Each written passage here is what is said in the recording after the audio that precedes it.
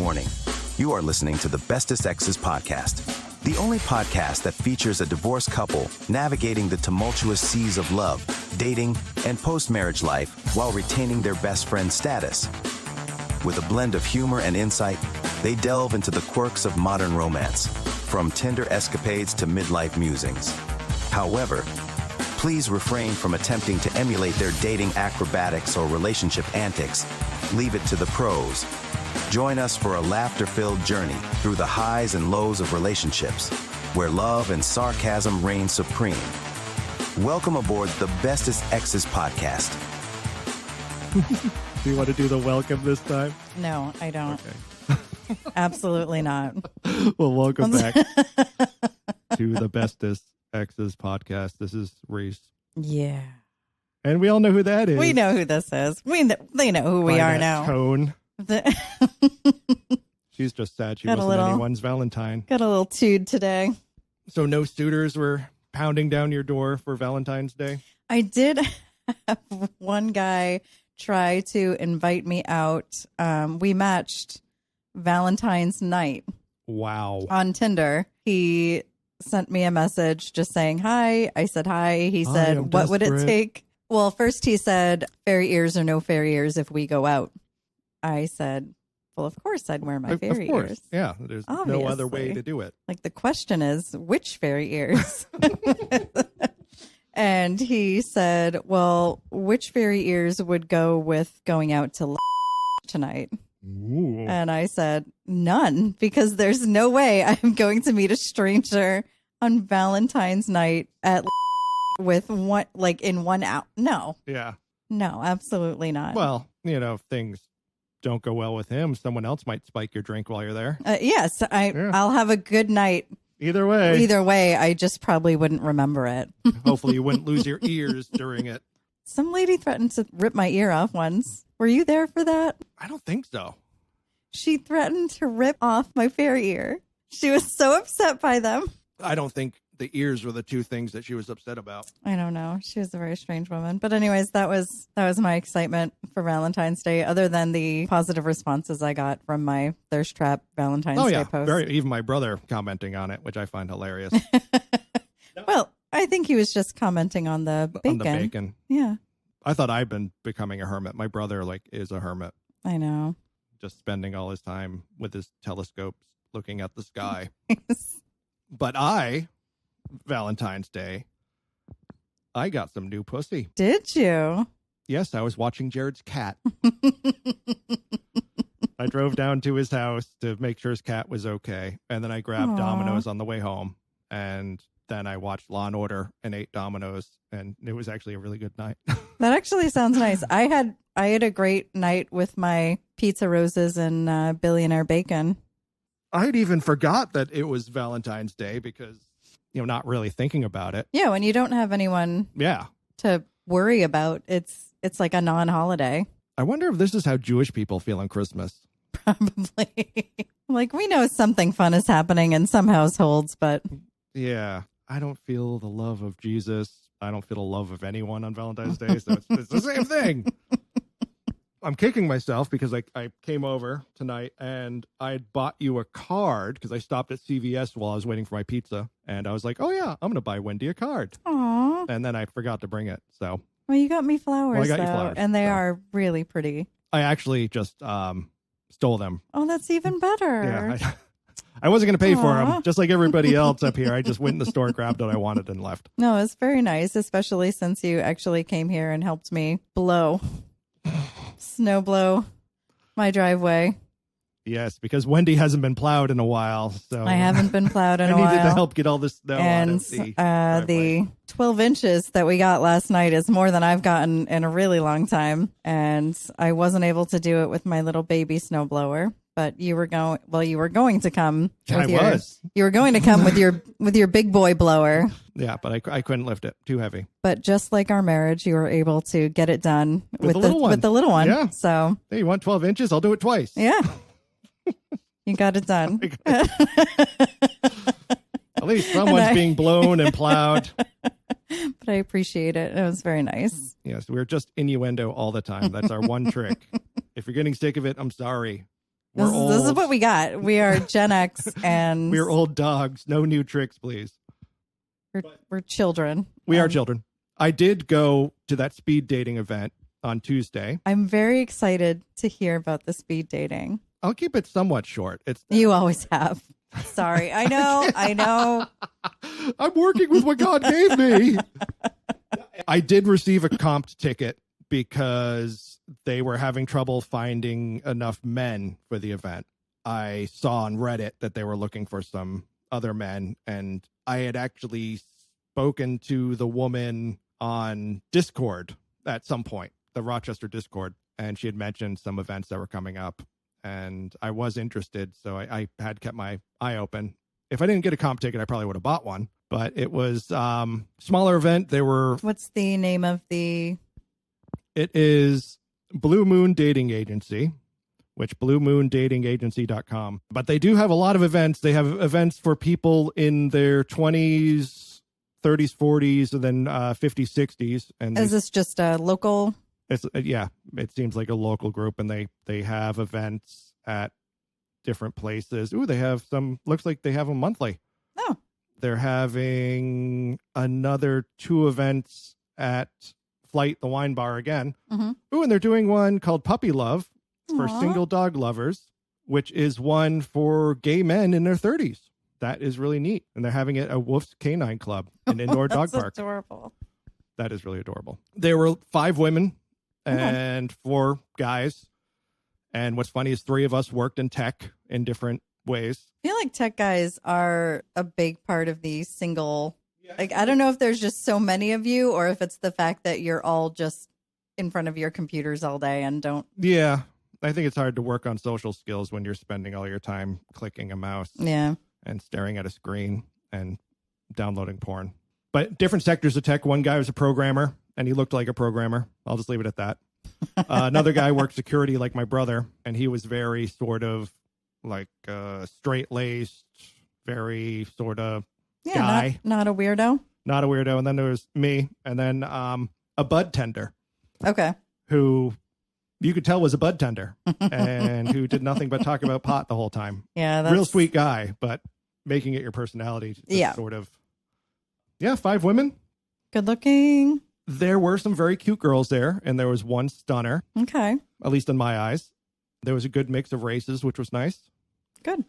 And had some great conversation. One of the girls was a psychiatrist as well. So I was like, well, this could be interesting. She diagnosed you in like 30 seconds. Yeah. We started talking about Carl Jung, which was neat. And then she asked me with a whole bunch of enthusiasm how I felt about science fiction and prog rock. And I was like, sorry, dear. I'm like, I hate science fiction, and I'm glad punk rock came and killed the dinosaurs because that stuff had to go. It was fun because it was held at a wine bar, and for every time we switched partners, they gave us another glass of wine and described the wine and where it was from and the region and such. I either looked intelligent or like an alcoholic because I was able to give some other information and pairing advice for the wines. But as I always say, I'll drink rubbing alcohol if it's in a nice enough glass. And paired with the right cheese. Yes. What cheese goes with ethanol? But it was a really fun time. And the conversations, even though there were 3 of the women there that I knew right off the bat just by sight that I really had no interest in. Yeah. But the conversation was real fun. And the women were given cards that had questions on them, but I had posted on Facebook and did the hive mind, give me questions to ask. Did you bring like little cards? I had it all on like one small piece of paper. Oh, okay. I asked them different ones. The questions that went over well was like, what Disney princess would you want to be? Oh, ew. Every girl wants to be a princess. I don't. I want to be a villain. Well, you are a villain. Yes, I am. You have succeeded. Well, you've sucked a lot of seed. No, but still you keep really sucking. Haven't.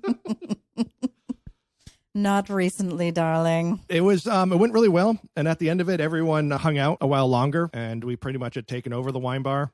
We were all just talking back and forth, just sitting at a big table. And then afterwards, we moseyed on to another bar. Oh, that's nice. So you just kind of all grouped up and... Yeah.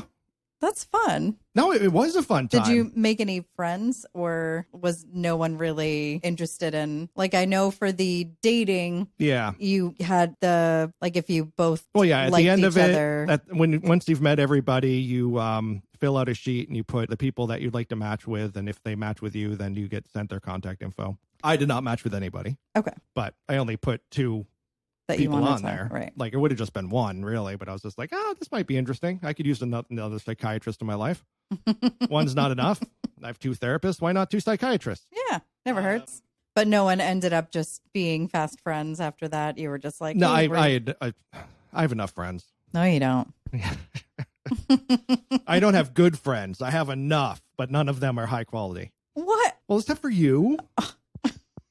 All right. Not really. She's awful. Don't tell her. Rude. Act normal. Act normal. I'll definitely do another event, and I think you should come out as well. Yeah. I'd give it a whirl. Yeah. I think I'd be different than everyone else there, it sounds. Well, yeah, that's the way I felt. The other thing, too, is that when I went in, I was a couple minutes late, but they were still waiting for 2 other people to show up that didn't show up. Okay. So that was fine. But they had the men sort of segregated in a corner, and the women, they sat at tables, and we were the ones that would move around. Okay. And when I sat with the other fellows, they were pretty stiff. All right. And I just sat down and was like, okay, what are we doing? Did you get to pick who you chatted with first? No, because where we're sitting was in this corner. We could only come out one way. First one out goes to the table all the way to the left, and then you guys just single file across. Where could you see them? Yeah, absolutely. So you were like sitting in a corner staring at the girls at their table. Like, it just seems like such I got like some binoculars, and I was like, I don't know. I noticed the one girl, Taylor, that I was interested in, which, first of all, sexy name. Sexy name. She was wearing these knee-high boots that were just blah, blah, blah, blah, blah. My only hope for any sort of matchup was how adventurous she felt that day. Yeah. It's just like, does she want to see the kind of fun you can have with a psychopath, or does she want to keep things? But maybe that's why she was at speed dating. Yeah. The funny thing is, not really funny, but I did not talk about work with the ladies. When I sat down with the guys, we talked about tech stuff. Yeah, you just sort of talked shop. But I didn't ask what they did for work, because I don't like people defined by their job, and I want to know other things about them. I feel like that's we've all been asked asked that question so many times, like especially with online dating. It's just, and in person, whoever, I don't think anyone ever asked that. When you're just at a bar chatting with someone, are you ever just like, what do you do for work? Yeah, let's talk about work when we're having fun. Like I don't have fun at work. Yeah, no one asked that. It's not it's something that you talk about with online dating because you're trying to like expedite, like, are we compatible thing. Yeah. But in person, it came up at the end with Taylor. And she asked me, after all the other stuff we were talking about, asked me about work. And I said, I'm gainfully employed.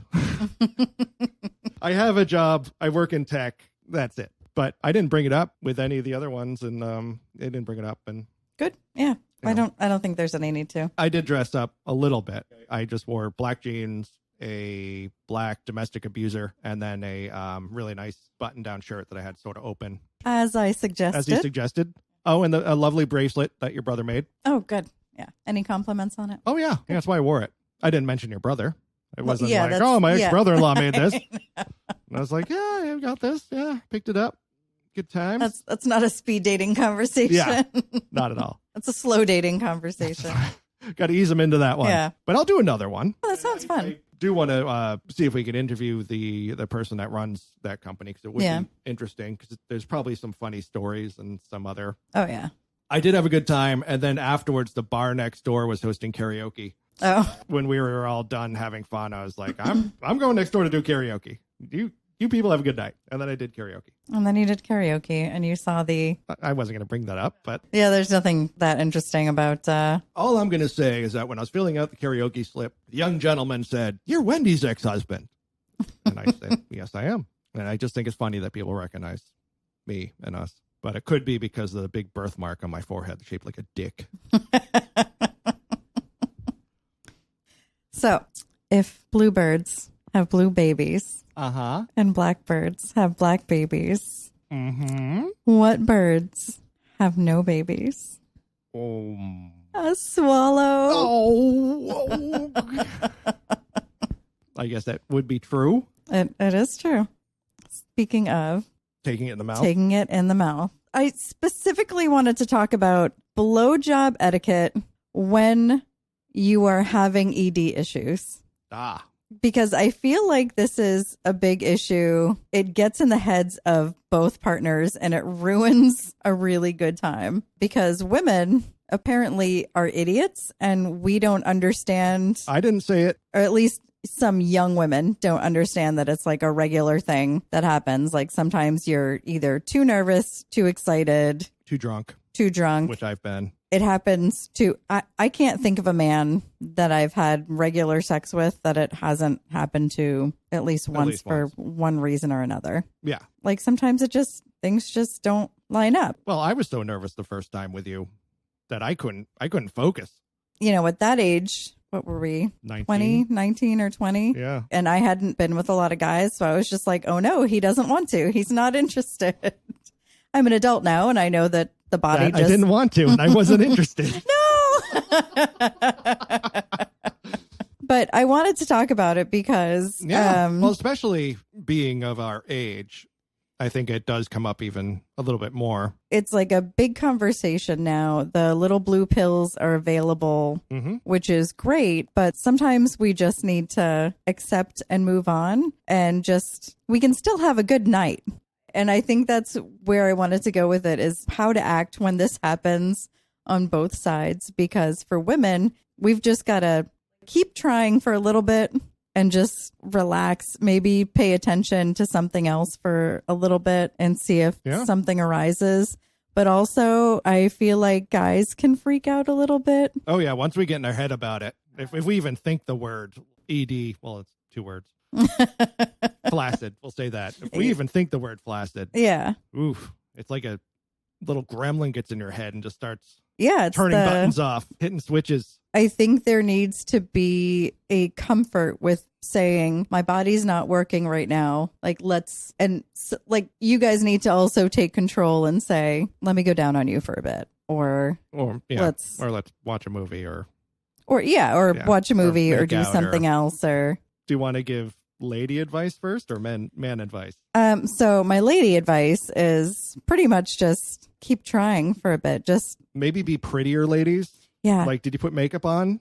That might be the issue. Yeah, obviously. I mean, for me, if it happens, I'll keep going at it for a little bit. Sometimes especially if there's alcohol involved, you got to be a little rougher. Yeah. Only if he's okay with that. But sometimes you just got to be a little more firm. Yeah. Firm is good. But if it's not happening, move on. Come up, make out a little bit, and maybe just ask, do you want to chill out for a little bit? Yeah. But never, ever make it a fucking thing.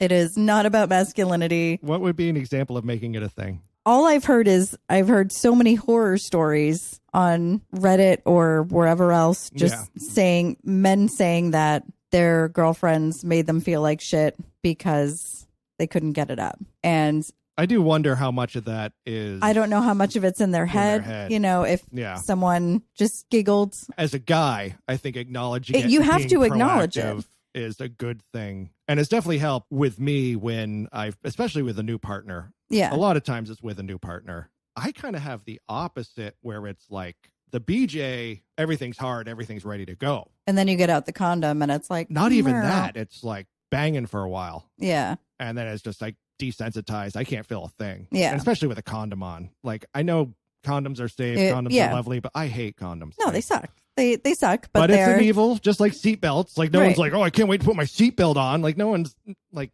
I want to go put my condom on.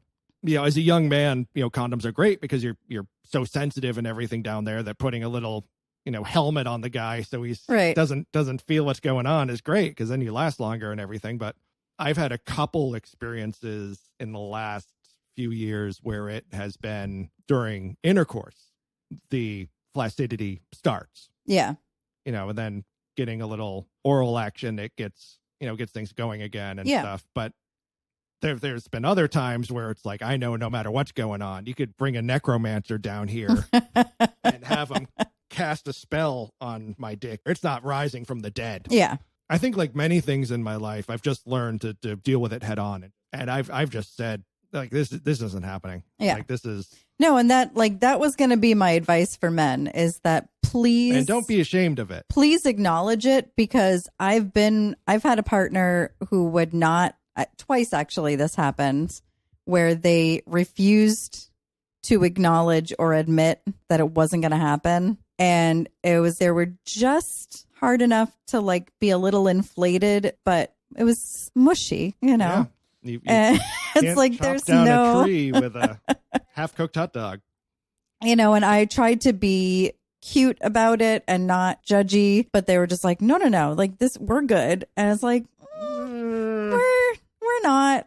No, I'm not going to stop. Like, if you're saying you're good, then okay. I'm going to keep trying. Yeah. And it's like, there's a point. There's a point where you got to stop. And it is a natural thing, and especially at our age. Yeah. I started using one of the pills, so not the little blue pill or whatever. Like, not Blue Chew, but one of the other ones. In my last long-term relationship, because I was getting it wasn't even a drunk thing or a tired thing or whatever. I was just getting in my head about it. And then once you start thinking about it, and then you start like anxiety, and then you start like avoiding sex, and I didn't want to get all into that, so I called my doctor, and I was like, I need because I know, just to get over the hump. I know plenty of people whose relationships have suffered because it happened once, then it got in their head, and then it was just like a regular thing, and their whole sex life for like months was fucked up because... And that affects everything else. I do think that sex and contact is really important in a relationship. It is. And once that starts to sort of crumble, I think a lot of things follow. So I did get some pills, and I took them on occasion. And it's nice to have on hand. Yeah. And then it got to a point that I no longer needed to take them because I was back just to being me. Right. It's funny, too, is that it was a good year and a half, whatever, later, when I had a conversation with the person, and they said, oh, well, you never had any sort of impotence problem or anything when we were in bed. And I was like, yeah, I did. So I'm like, that's why. Well, you felt like you had to hide it. Yeah, well, yeah. And what's that say? So, and this is why I wanted to bring it up, because I feel like there's such a stigma. There's a stigma between, men and women, like in relationships. Men don't want to make their partners feel like they're unattractive or whatever, but also men shame other men for it. We do? I've seen so much bullshit, just guys giving other guys shit for like not getting it up. How do men know if other men are getting it up? Like just talking about it, like as a okay, I thought maybe they were degrading sort of thing. Well, men say a lot at like, you guys have a lot of dick stuff. Like, as a guy, like my best friends and even some of my acquaintances, like all I do all the time is infer that they like to have sex with other men. Yeah. That is just what bros do. Well, but bros, they make fun of one another for being flaccid or impotent or whatever. And it's like, it gets in your head. I've been really open about it with women. But the reason I wasn't open with that one woman was because of the age difference. Right. Is because I didn't want to be perceived as... Right. You didn't want to be like the old man. I didn't want to be the old man who couldn't get a hard dick. Yeah. Yeah. Every other instance with women, I've been very open about it. And I feel very passionate about this. I think it needs to be more of an open... I had this conversation with your uncle. You did at Dinosaur Barbecue. At Dinosaur Barbecue. I brought it up. He was very uncomfortable. But his wonderful wife was enjoying it. She was having a great time. I think also men who deal with like prostate cancer or testicular cancer and other things. And then there's a whole the mess that goes into it. Yeah, the human crane. The guy's a human crane. And he's having issues. Yeah, well, it turned out he didn't have that many. That was the thing towards the end. Yeah, well, once you get out of your head. But he was very good about it too. Yeah. He would just say, my dick's a dick. Like that was his my phrase. Dick's a dick. He was just like, my dick's being a dick. And that was the phrase that was just like, okay. Yep. Like, time to pack up and go home. Yeah. Time to snuggle and roll the crane on out. Yeah. Give him his gift basket and thank him for coming. Here's your guests of the Wendy here's your show. fruit roll up and fruit juice and No, a little juice box. Those are my dates. So other than you putting up the money to get the billboards talking about male erection issues and the full page ad you took out in the Washington Post, what else are you doing to raise awareness about what cannot be raised? I guess this is it. Say I was so be open and honest. Just be open and honest and just talk about it. Because here's the thing. I feel like I understand that hookup culture makes it hard. Hookup culture, because of that, people aren't having as intimate relationships with the people they are intimate with. So it's more difficult to have those conversations. It is. But if you can't have just sort of giggle about your bodies with the person that you're fucking, what are you doing? So being open and honest and laughing and understanding. Just understanding the human body, because it's not like we don't have those issues either. We just get up in our heads. You just can't see it. Yeah. It's just not a physical problem, but we do the same thing. We're nervous, we're drunk, whatever. We can't feel shit sometimes just because you're licking our left labia instead of our clit, but also... What's a labia? But we have the same problem. It's just not visible. So we can get away with it. And we can fake orgasms easier. I know. It's hard for me to fake them, but I do it a lot. Do you? Yeah. With yourself? With myself. I don't make myself feel bad. Like, you're good, honey. Don't worry. Talking to your hand. You're a good baby. It's okay. Yeah. Giving my hand the tap on the head. The tap on the hand. Well, I'm glad we were able to get this out here, and let everybody know. I needed to talk about it. I was feeling very passionate about it. I don't know what made me think about it that I wanted to bring it up, but I don't know. I guess it just popped up. Just when you told me you wanted to talk about sort of etiquette, I was thinking more it was going to be a conversation about sort of what to do and not do during freaky time or blowjobs or whatever. And it's like, oh, I feel like that's too, everyone has their own preferences. Yeah. So etiquette is just maybe ask first.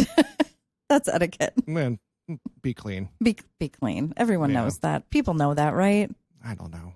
Please say people know that. People know that. Except, did we already talk about the guys who aren't wiping their asses? No. Oh, Here we go, people. here we go. Strap in. I can't remember. It's a TikTok creator. He does great videos, mostly reaction videos. But one of the big things that he's brought up many, many times, and he keeps bringing it up because people keep sending him videos of men who apparently think that it is not manly to wipe their asses. To wipe or wash? Wipe or wash. So when they duty, they're just letting it hang. So as a father of 3 children, married to a woman, I was certain this video was an imaginary scenario in Lexi's head, but I had to make certain. I texted a very straight friend of mine and I said, hey, can I ask you a question about your ass? And he said, absolutely. It's going great so far. And I said, do you wash your ass in a shower? This should be a simple question to answer. He said, I'm sure it gets clean. That's not what I asked you. That's where poop lives. I had a friend tell me he never wipes his own ass because if he touches his own butt too much, he might start to like it, and that's how you become gay. No way. Like leaving just big stains in their underwear, and it's just normal. so the underwear takes care of it. Yeah, the underwear takes care of This it. can't be real. It's apparently, so a woman did a cute little painting. She dunked her butt and legs in paint and then sat down on paper. Yeah. So it was like a cute little imprint. She had a nice little bubble butt. So it was just like a cute imprint of, so this guy wanted to replicate it, and there was a brown stain, like enough was in his ass. He didn't even think to wash before doing this. He just... And I'm really sorry about that as well. And I should have washed before. She's trying not to embarrass me, but it was me. But this is apparently a thing that men feel that it is not manly to wash their ass. Are you Googling it? I'm Googling it. I don't know what you want to Google. I don't know. But I'm going to, here. What's the deal with the meme about men not washing their asses? I've seen this mentioned before and recently saw it referenced again.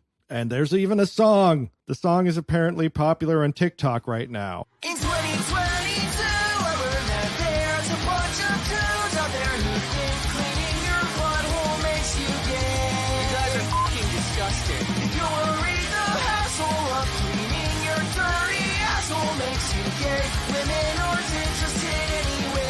If your butts aren't washed, don't talk to me. Lots of women and men have said they have known men who refuse to wash properly because touching an anus, apparently any anus, makes the person touching it a homosexual. I gotta wonder though, like, what about the guys that are into eating ass? Like, I don't think there's a crossover there. Could there be? Because if they're touching an anus, but maybe it's okay. So what do we do about these guys not washing their bottom? I don't know. Just wash your butt. Wash your butt.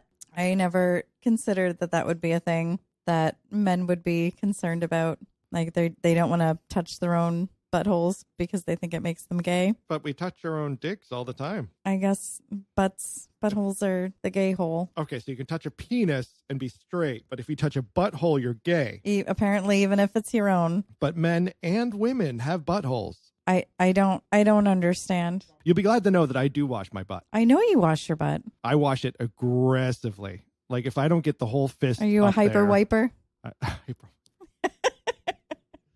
No, but I actually do use wet wipes if I'm dropping a deuce and I'm not going to be showering right afterwards. I think that's the most wonderful thing about working from home is that I don't have to worry about not feeling clean. I can just jump in the shower. You never get that not so fresh feeling? You ever get that? Oh. 80s commercials. No, you've always been a clean person. Yeah, but I bring the wipes with me. Like they're right in my pocket. While I'm in there, I offer some to the guy in the stall next to me. I'm like, hey, you need some of these? Do you want some of this? Well, you know, like when you're someone walks in and they like take some paper towel and wet it, it's like, you know, they're going in for a long haul. Yeah, well, but at least you know they're clean. If it's Wednesday, you know it's because Taco Tuesday just happened. Oh, yeah. You know, and there's Tikka Masala Thursday, which is always, yeah. you know.